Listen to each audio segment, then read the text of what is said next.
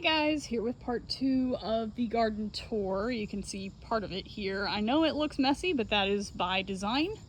The front yard is really my main habitat, native, rewilding space, just because there's more I can do with it than the backyard currently. So there's a lot of cool species that have sprung up, especially this year, and especially with all the rain that we've had recently. Hanging out here, I make a point to throw wildflower seeds all over my yard at the beginning of spring, usually after the danger of frost has passed, of course. But that turns out to be really cool because through the season you get all kinds of stuff coming up. I try to get native mixes for North Carolina because I want to get things that have evolved with my space and the clay dirt that we have here, because it's awful. Very low nutrient soil in some areas, very acidic soil here in North Carolina. But I have a mix of ornamentals and wildflowers. I've mostly been defaulting to the wildflowers and the natives that volunteer in the yard these days because I want to make a thriving ecosystem in my yard. One of the main things about fixing the soil here is leaving the leaves. And I know y'all probably hear people talking about this every single fall when the leaves fall, especially in areas like this where we have a lot of hardwood trees, deciduous trees, things like that. But leaving the leaves is such an important thing. Because when you blow leaves out of your yard for aesthetic reasons or whatever it may be, you kill the next generation or multiple generations of pollinators for your yard, for your neighborhood, for your community, and that is not a good thing, because without the pollinators, everyone suffers, and the ecosystem is what we depend on to survive. So for the past 8 years, I've really been doing my best to foster wild spaces. The center area here, we'll start here I guess, of the yard is my wild area, one of them, where I have layers of leaves down here from previous falls. They compost and compress over time. By the time next winter comes, previous fall's leaves are basically compost. You can see they're kind of deep here, but it won't kill your grass. As you can see, I still have plenty of it, more than I'd like, really. Now, some of this stuff is like native grasses and sedges and things like that. Things like this. I try to leave. We've got deer and things that forage on grass and things like that. But these are kind of more native things living up in here. I've got my mosses that I absolutely love. I water my moss. Like, you can buy herbicides for moss specifically, and I don't know who that's for, because moss is the best. But as you can see, we have this huge red maple. She's quite old. She's probably as old as the house, so 30 some years, and getting bigger all the time. I love it. I love it. I love it. She's so beautiful in the fall. So we've got that as kind of our center of the yard. I can't really plant anything in here because of all the roots. The roots are huge, you can see. And I just kind of let whatever wants to grow here grow. There are some Asiatic dayflowers that I have all over the yard. I really like them, and they'll grow underneath this tree, so they're welcome here. I know they're technically not native, but I like them. There's a little pine tree kind of trying down there.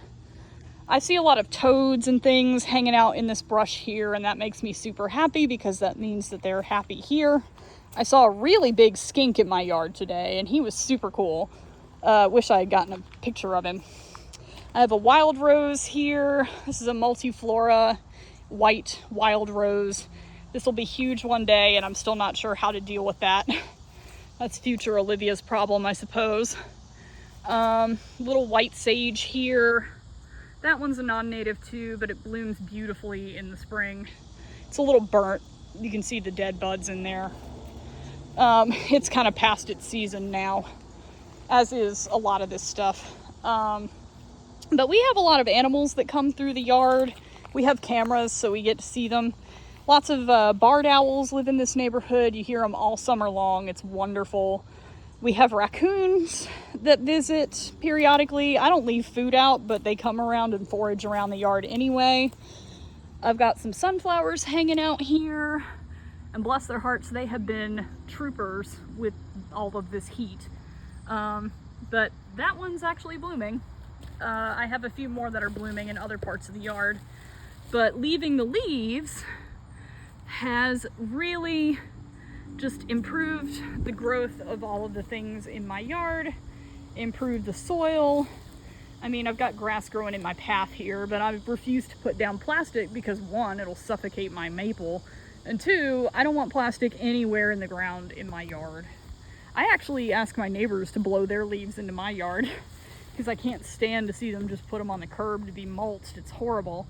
So if you like bees and you like Luna moths and you like fireflies especially, they're super, super threatened right now because everybody gets rid of all the leaf decay and they spend 2 years underground as larvae before they become full-size beetles. So we need to be fostering spaces for them in particular, but not the only ones. This is my lavender down here. I've got a few of them and they've been doing great. They like to be a little bit dry. My black and blue salvia, not so much. Poor thing, it's trying. They don't like to be dry. I'll probably just replace them with more lavender, honestly. I do have some stargazer lilies here. They've done okay. They put up a couple of blooms. But they struggled too this year. Everything did. I've got some creeping myrtle down here that I put in about 8 years ago as well, and it's kind of wandered its way over there. I'm trying to introduce more ground covers and things into the grass, just to try and outcompete some of the commercial grass. But the native stuff can stay. I've got all this stuff kind of hanging out under here just for some variety, some nitrogen fixing, all that good stuff. More dayflowers. This, I'm not actually sure what it is. I forget. But I have a couple of those, and they're very pretty. I'll have to re-look that up. But things that volunteer that are not poison ivy get to stay. I have some kind of tall grasses in here. And like the mixed varieties. There is some animal that sleeps underneath our tree. Look at this. And if anyone can tell me what they think this is, it makes these little circular divots. It buries itself down in the leaves and just hunkers down, I guess overnight. This is the third time I'm seeing this. So there's one here. There's one there. It's kind of been filled in with leaves at this point, but it laid down there too. And then there's one all the way over here. And this was the first hole that I noticed. And I don't know what animal would do that, because I haven't caught anything on the cameras, like sleeping under here or whatever. But like, look at that divot. You see that? Anybody know what that is? You see some little dandelions there. I keep the tall, skinny dandelions because dandelions are also a super, super important species. But yeah, if anybody can tell me what is sleeping under my tree, I'd be very curious to know. I don't think it's a fox. We do have foxes here, but I'm not 100% certain on that. We do have a cat that visits, but I've never known cats to like nest like that.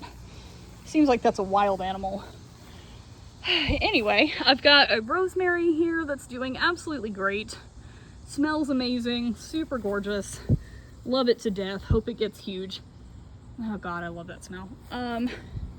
Reminds me of my grandma. She used to grow rosemary all over her yard and it was amazing. And then over here, there used to be a big autumn olive and like a mulberry bush that was attacking our front porch here, and it was just so big, and I think it's trying to come back. You can see those little stems there. I think it's found a way out from under the tarp. I'm gonna have to tell my housemate about that. We've had it removed at least 3 times. But yeah, just some little volunteers, little native things hanging out here. Virginia pepperweed is all over my yard. I'd never seen it before until I moved here, and I love it, love it, love it. It has such a cool texture. It is native to the southeastern US, so it gets to hang out. And then there's this thing, and I need to identify this. It's a very cool grass. These were white flowers, the little cones. They're turning into seeds and stuff now, I'm sure. But I've just left it there doing its thing, and it's very, very pretty looking. Kind of a river looking plant. And then we have this vine that hangs out. I don't know what this is either. I need to look it up, but it kind of hangs out here too. I've gotten rid of the poison ivy because I don't want that hanging around. There's the other view of the star jasmine, the monster that it is. And then there's some tropical horseweed here. It's starting to get its little teeny tiny flowers on it. I know most people consider these weeds, but they are native and I like them too. And then in here, when we rebuilt our porch last year, this whole area was like just nothing but clay and gravel. It got all torn up. And I've been slowly trying to kind of restore and soften this area with some native stuff. I threw a ton of wildflowers up in here. You can see some violets kind of hanging out quietly underneath there. We have lots of violets in our yard, and I try to foster them as much as possible.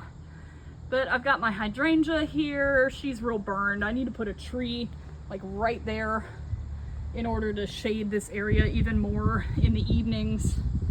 I've got more creeping Jenny kind of moving in here. I put some in. It's doing great. These were pretty tiny when I put them in, and now look how long they are. Ferns. These are autumn ferns. I adore them. They are sun tolerant. I had a couple there. You can see how burnt they are. Again, need some shade. More creeping Jenny. But I threw a bunch of wildflowers here, and they've been coming up pretty nicely kind of throughout the season.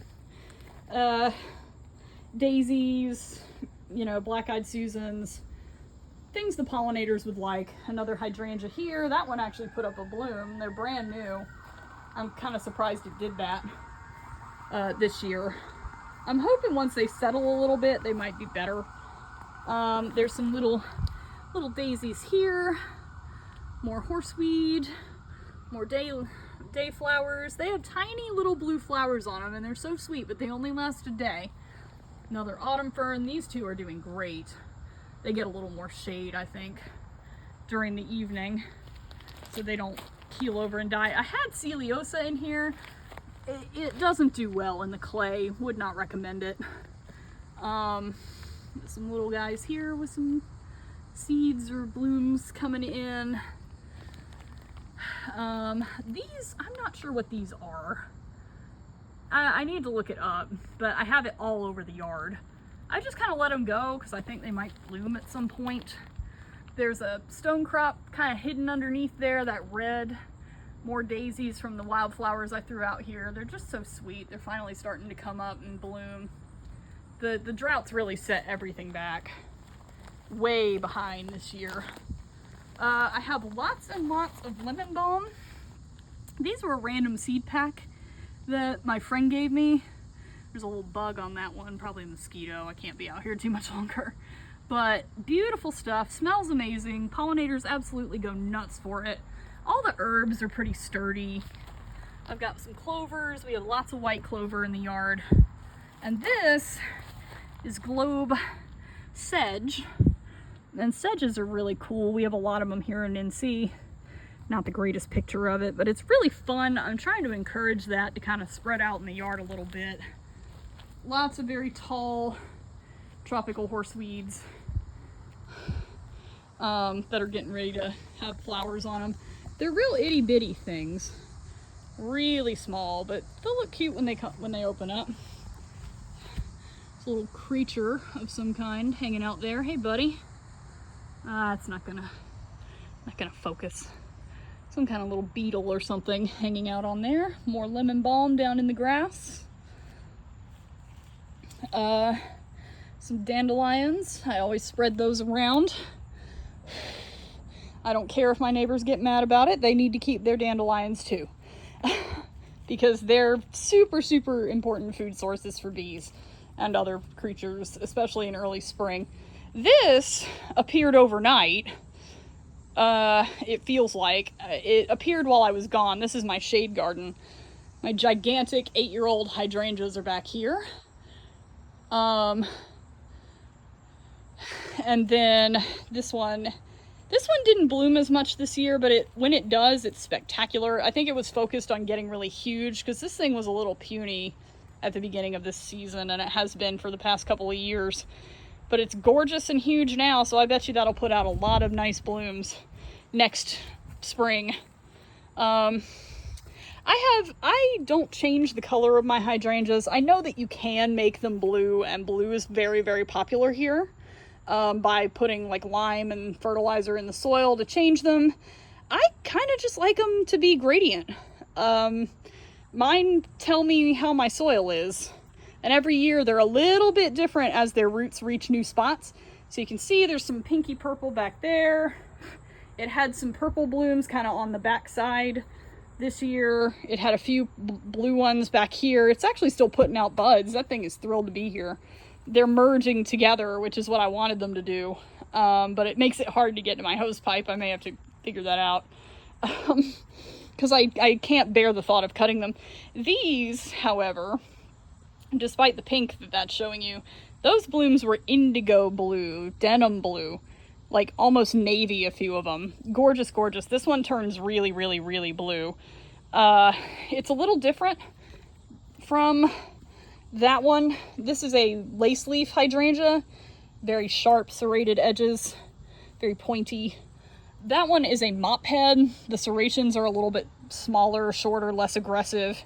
Bit of a less thick leaf on that one. A little bit more rounded. You can kind of see there. I adore hydrangeas. They are a quintessential southern garden staple.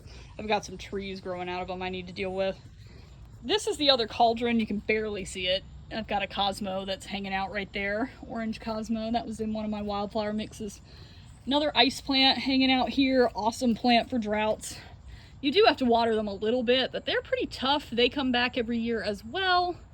There's a lot of volunteers hanging out in here now. There's some hollyhocks that are trying, but they haven't done a whole lot. And this thing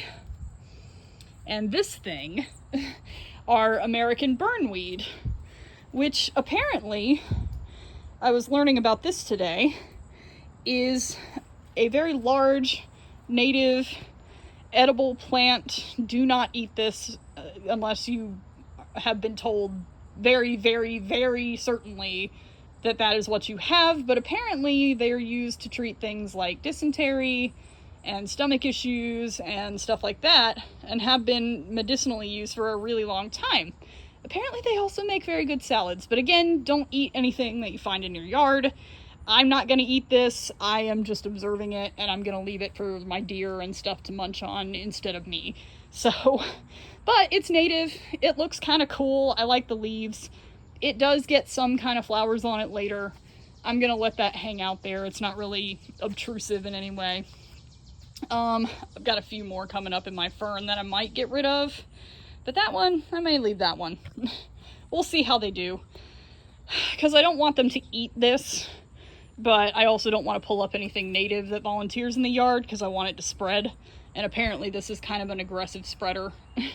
So beware if you do want it in your yard. You may have to be pulling it up a lot. I probably will be next year. And then another gigantic autumn fern. This one is 8 years old. I planted it when I moved in. It has done great. These things are evergreen. Really cool little spores and stuff on the back, as ferns do. Just gorgeous. They turn a beautiful bronzy red color, you can see here, as they come up. And then in the fall, they get like a deep red. Really, really stunning. And they kind of cycle through leaves all the time. So they'll have some that'll be on the ground and they'll die off, and then they'll grow new ones. They get huge. So make sure you have a lot of space if you want an autumn fern. But they are sun tolerant. This thing isn't under a roof of any kind, but our house faces north, so it does get shade most of the afternoon. They also are very cold tolerant. They're very drought tolerant. I I water everything in my yard regularly, especially if it's dry, but they are more tolerant than most ferns about not having moisture, I've noticed. And then these guys are more sunflowers. I've kind of bound them together because they were falling over and I didn't want their stems to snap. They're falling over from their own weight. But they have just been stunning. This is my first year getting sunflowers to actually germinate and bloom. I have trouble with them. I don't know why. And I bet if we had had normal rainfall, they would be even more spectacular this year. But I'm gonna do it again next year for sure. And I hope that they'll help me out and reseed as the blooms fade. You can see we've already had a few here. Big ones, really big ones. These are supposed to be pretty darn tall, but again, things are just kind of blooming where they're at this year because of the weather. This is a pokeweed. This is a super, super, super toxic plant, native to the southeastern United States. They have these beautiful purple stems and these really showy dark berries. These are still ripening here. Super toxic. Do not eat this. Do not let your pets eat this, or like any part of it. The leaves, the roots, stems, berries. Do not let them eat this. Even small amounts are potentially fatal. You can see these little itty bitty flowers that it has as it grows the berries. So the flowers come out and then the berries come out, and they're really neat. Oh hey, lightning bug. Hey buddy. I'm leaving this here because they are actually excellent food for white-tailed deer, raccoons, things of that nature. Birds go nuts for these. A lot of different bird species native to this area do. Cedar waxwings, things like that. So, especially in fall when their food sources start to get a little more scarce and the weather turns colder, these things are still putting out berries.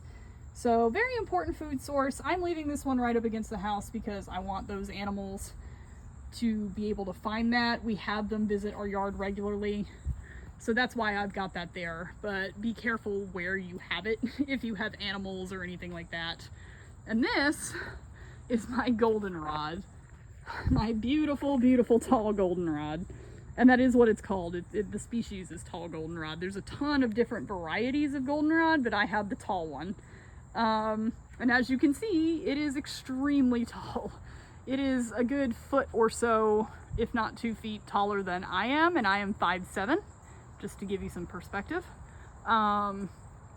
Beautiful stuff. This will all be bright, bright yellow at the beginning of September into October. I had one stalk. I wished for goldenrod. Be careful what you wish for. You will receive it, and you may receive it more than you think. I had one stalk grow like right here because I was like, oh, I want to plant some goldenrod. I'm going to go get some from a field or whatever. I returned to my home one September 2 years ago, found that single stalk was growing here, let it do its thing. Next year I had 15 stalks of goldenrod from that single stalk. This year I have, oh God, at least 25, if not 30. I don't know how many I have now because they're growing out of my big ass gardenia over here too. This is my beautiful gardenia. She's about to bloom again. This thing's gotten into a habit of blooming twice a year, which I didn't know they did that, but apparently they do sometimes. This one's very established. She's 8 years old. I adore her. She's eating everything. If she was gonna get this big, if I knew, I would have probably put it somewhere else. It's just merging in with everything else. There's a rose bush buried in there too that finally started to grow. I told it I was gonna dig it up if it didn't start doing well. Yeah, there's a bloom. It's gonna have a second season. You can see all the buds coming in. I'm not complaining, it's great. Yeah, there's already an open bloom. You see that little white flower over there? We'll get to it. But yeah, these are gonna be spectacular. I'm so very excited for my goldenrod this year. It's one of my favorite flowers. I'm a fall child. It's the harbinger of the fall season because it's one of the first fall flowers to bloom. It's beautiful, absolutely beautiful. Sunflower, how did you get down there? bunch of random stuff up in here. I had a billion primroses in this corner. They've kind of spread like wildfire. Here's one. It's not blooming. It's late in the season for these. They bloom in spring. It's a little dandelion. But they were everywhere in this corner, and they were stunning. They are pale white pink. Hopefully they'll be back next spring. I've got a Stella d'Oro down in here, kind of also at the end of its season. It also suffering from heat. I've got some thunder coming up on me, so I may have to go in. Morning Glories, Cosmos, these are World Coreopsis here. Very, very tall, very pretty wildflower that I've sown back here for a few years now, and I'm getting more of them all the time. You can kind of see them there. Just stunning. Here's the rose. This is a pink rose. I threatened it, told it I was gonna dig it up because it was looking terrible for a really long time, years and years, and then it just shot up this year despite the lack of water. So it gets to stay as long as it'll perform okay. And these are my other pride and joy. These are my Morning Glories. I have several species. Every species I can find, I try to put seeds down all the way up the driveway here. Usually these are burying these trellises by now. There's like maybe 15, 16 trellises here. But I start these from seed. They grow like 50 plus feet in a season. They do reseed, so beware if you do want to plant them. You will find them in places you did not put them. I usually just direct them to the trellises. They're mostly in the garden. But man, they're beautiful. They will die at the first touch of cold. Like they just wither. They can't handle it. But that's why I don't worry too much about them walking very far, because they die so quickly when it gets cold. You can see stuff's eating them, but they're basically indestructible once they get started.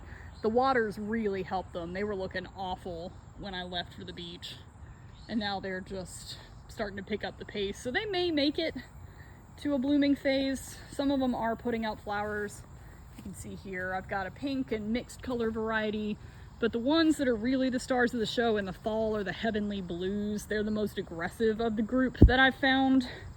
But they will hybridize color-wise with these purple ones that are blooming now, and will start to change color over the course of the fall. It's really, really, really fascinating backyard science.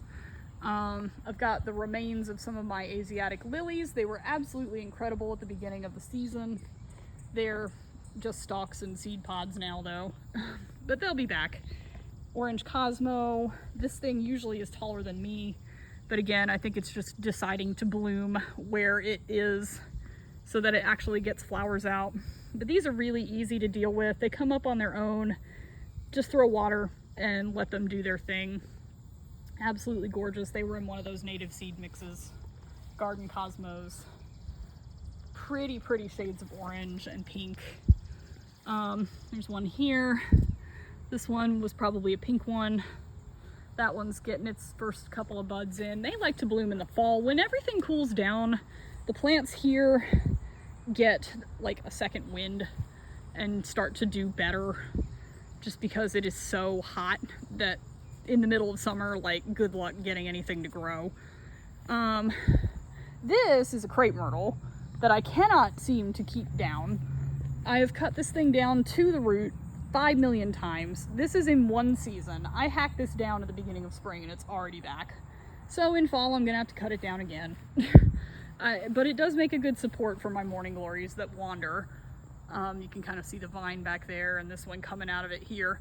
So I'm like, fine, you get to be a trellis too then. At least until I cut you down again.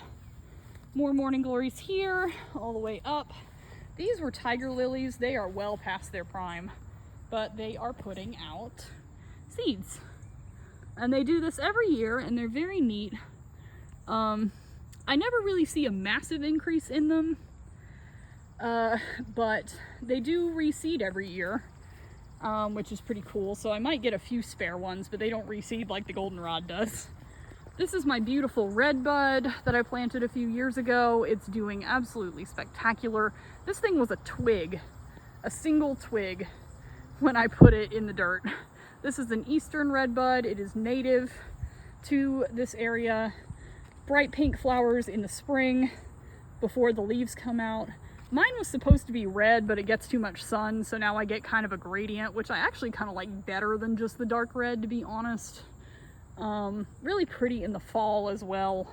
I'd like to plant another one in the yard at some point if I can find space for it. They get about 18 to 20 feet tall.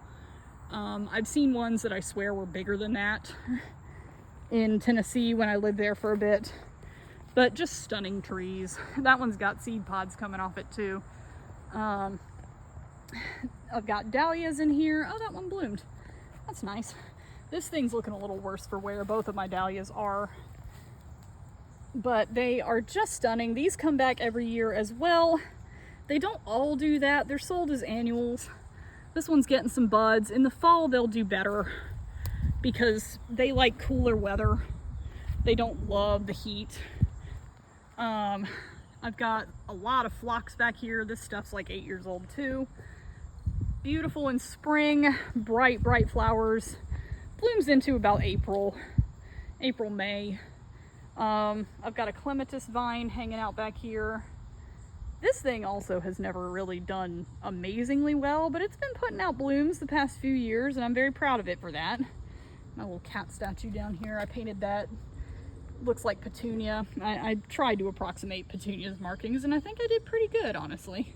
She's got complicated patterns. And then this is the first year or at least one of the first years I've had zinnias as well, and these things have done incredibly well, especially now that they've all gotten water. Because I forgot that I planted them, and then they started coming up. I said, oh, well, okay. I don't remember what you are. Like, look at that color. Isn't that something? Just stunning. Just stunning. Little tiny yellow flowers up in there. It's just really, really cool stuff. I love zinnias. My grandma loved zinnias. They remind me of her. She always had the big, tall, colorful ones too. These were from a wildflower seed mix as well. Absolutely wonderful. There's some verbena hiding down in here. It's not really blooming right now, but it was. Actually, not verbena, lantana is what that is. And it's almost indestructible. Sometimes it'll come back, sometimes it won't. It's kind of a gamble. It's another little Cosmo hanging out down there. Another dahlia. This one hasn't bloomed yet, but it's got buds. It's trying. You can kind of see it attempting. It's got some kind of gross stuff going on with its leaves, and I don't really know what's happening. Dahlias are very water needy too. If you do want them, they are stunning. They come in a lot of beautiful colors. A little finicky about light and water though. You really got to soak those guys. More zinnias back there. And then I have this little tiny mum that it's trying, but I don't know if it'll bloom or not. We're gonna have to find out. Over here, more coreopsis that's getting ready to do some things. This is called rainbow euphorbia. It is not native, it's native to South America. It is very gorgeous though, and it puts out these kind of cool stalky flowers. This one's not doing too great. I don't know why. Probably heat and lack of water. More cosmos here. There's a daylily there. I know daylilies aren't exactly everyone's favorite either, but I really like them. Sue me. They still produce flowers. Pollinators flock to them too. Oh, my dianthus is dead. This thing looked stunning a few months ago, but I guess the heat was just too much for it. It's got some green in it. I'm just gonna leave it. Maybe next year it'll do okay. More orange cosmos. Stuff coming up under that tree. There's the tiger lilies again from this angle. I have some asters back here, those little purple guys. Little tiny aster there, kind of bigger aster there. That thing puts out some impressive blooms in the spring and into early summer. It's kind of done at this point though. I've got irises that don't do worth a flip. I'm probably gonna dig those up. I can't get them to bloom. I don't know why. There are certain plants I just can't deal with, and I really don't have an explanation for why that is. There's a little more creeping Jenny hanging out back there. It's kind of being secret. Have no trouble with that. Another angle of the red bud. Yeah, this thing was literally a single stick. It looked like I just jammed a twig in the ground. And now it's like 3 different trunks and it's just gorgeous. Fire wheels here. These are also native to the southeastern US. These guys are all pretty spent, but they're very cool, very tall, kind of soft white green leaves. I've got another one hanging out somewhere over there. Those little spent blooms there. Another lily here. These guys are getting huge. These are more coreopsis. This is what they're supposed to look like. They're supposed to be really tall. Some of these were taller than me in the fall last year by quite a few feet. Lots of branches, lots of blooms. They'll be stunning if they keep growing like that. Hopefully we keep getting rain. There's that stupid crepe myrtle. I can't do anything about it, but you can see it's full of morning glories right here. Cosmo underneath that. Cosmo's here. The orange ones seem to be the popular one for the seed mixes. More creeping Jenny down here. Some crabgrass got to it and I cut that down today. I don't like crabgrass. Another daylily here. That's long past its blooming. But it looked really pretty when it did. And this is one of my mums that actually survived. And it is a really pretty little variety of this like pink, yellow, white kind of scheme. And this thing has just been huge this year. I had many, many mums at one point in the ground in my front yard, and they all died except this one. And this one wasn't looking too great a year ago. It barely functioned. Pepperweed's starting to fade a little bit. Lamb's ear back here. This stuff is 8 years old. It does great. Spreads out. It's kind of fading in the middle a little bit, but it'll be back. Another look at the gardenia from this side along with the cosmos. Just, it's huge. But these guys should start to get, the morning glories should start to get pretty big if the rain keeps up steadily. Like, these things are all deep red. They were stunning. They look kind of sad now though. And this is my fennel. This is a volunteer. It's dogtooth fennel.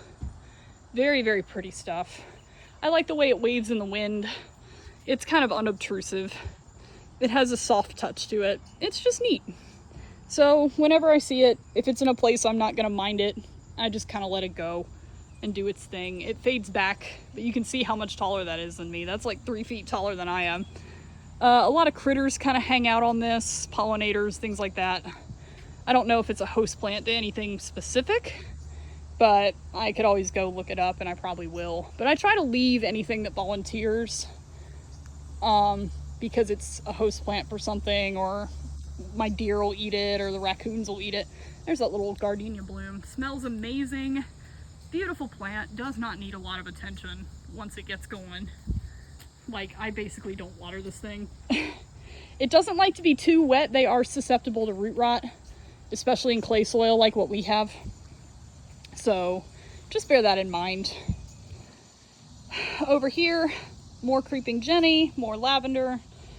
That one's doing really good too. That's been blooming a lot. That creeping Jenny is like 8 years old. It comes back and just wanders, hence the name. These are some of my violets. They don't bloom. I'm hoping one year they will. But I just kind of let them hang out. There's my sad salvia. It's barely hanging on. A couple more lilies hanging out there. More sunflowers. That one is still putting out leaves.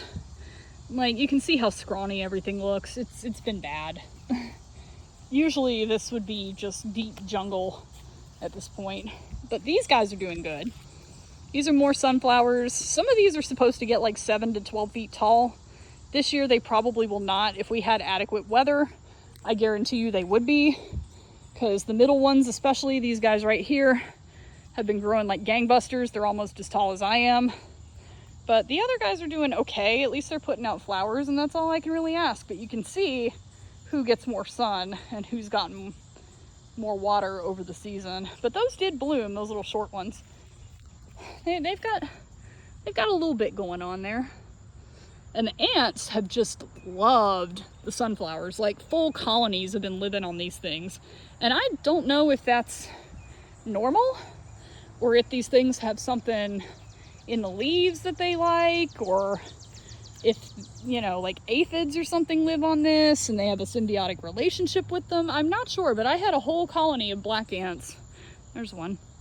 Living on some of the other sunflowers, those ones I showed you earlier. And here, down in this little hidden spot, is a red one.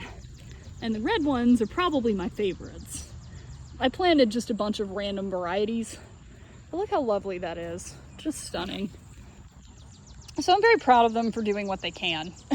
And I'm hoping these guys will get a little bit taller before they bloom. They don't seem to be putting out the buds just yet. That one maybe. Kind of see the little beginnings of a bud down in there. But we'll see. And I think that is basically everything that is currently hanging out in my yard. And I am soaked in sweat again for the second time today. So I'm gonna probably call it here until next time. See you later.